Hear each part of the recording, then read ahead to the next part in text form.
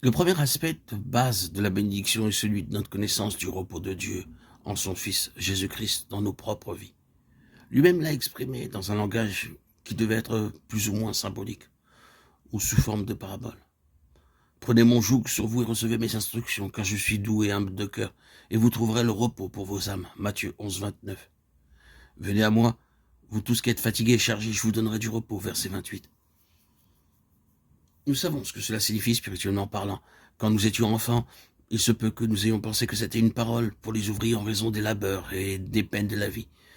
Mais nous sommes parvenus à savoir que ce labeur et cette charge a principalement à faire avec ces dispositions changeantes qui sont les nôtres. Nous peinons et luttons contre le courant, contre la marée, contre la tension de notre propre instabilité, de notre propre incertitude, de nos propres doutes et mises en question fréquentes de nos sentiments, sensibilités et sensations.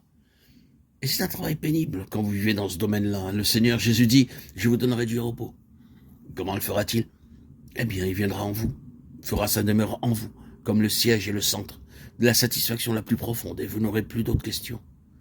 Êtes-vous en train de peiner, de vous démener pour la question de savoir si le Seigneur est satisfait de vous? Vous feriez mieux de cesser de vous tourmenter, car il ne le sera jamais.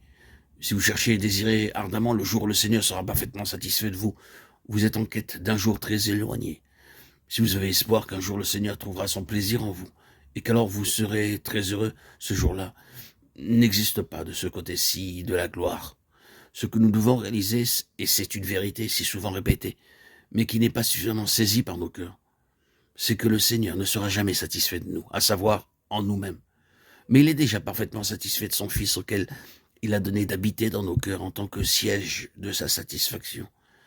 Et nous sommes acceptés dans le bien-aimé. Alors, la bénédiction vient. Nous voyons comment la bénédiction fonctionne. Voici qu'il est bon et qu'il est agréable que des frères habitent unis ensemble. Psaume 133. Nous avons considéré cela dans l'illustration, la préfiguration, à savoir Sion, qui unit tous les cœurs, fondant tous en un, détenant de tout ce qui est personnel, de tout ce qui appartient à un parti, pour s'unir à Sion. Or, quand dans le cœur est centré sur le Seigneur Jésus, nous avons la plus grande puissance et dynamique contre la division, contre l'aspect de séparation, contre tout ce qui nous maintient à part.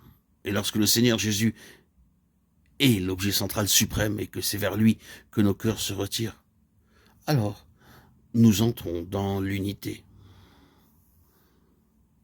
Vous ne pouvez avoir des intérêts personnels et en même temps prendre soin des intérêts du Seigneur.